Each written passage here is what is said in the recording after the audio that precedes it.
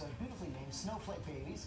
We have the extraordinary journey of one couple who adopted their daughter as an embryo, and we partnered with People.com on this story. ABC's Marcy Campo has more. Unable to have biological children of their own, Liz and Kevin Krainman adopted 4-month-old Sammy, but not in the way you might think. The Krainmans adopted Sammy as an embryo. When I first discovered embryo adoption, it was like Christmas morning. I know I've said that. Something just clicked that was like, I had no idea this existed. So how exactly does that work? After a couple has gone through IVF, they're normally left with several healthy, viable, fertilized eggs and a dilemma about what to do with them. Most of them are destroyed or donated to science. But some couples put these frozen embryos, affectionately called snowflakes, up for adoption.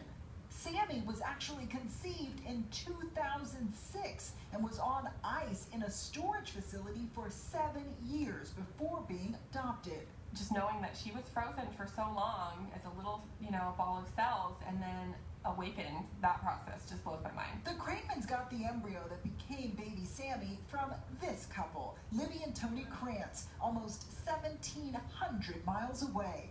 After 5 rounds of IVF treatments and 5 miscarriages, they adopted a child and miraculously got pregnant naturally 3 times. Okay, ready? Here she goes. Their family complete, they were left with 4 unused frozen embryos. We gave them a gift, and people like to say, oh, they gave such a generous gift, but they gave us a gift too.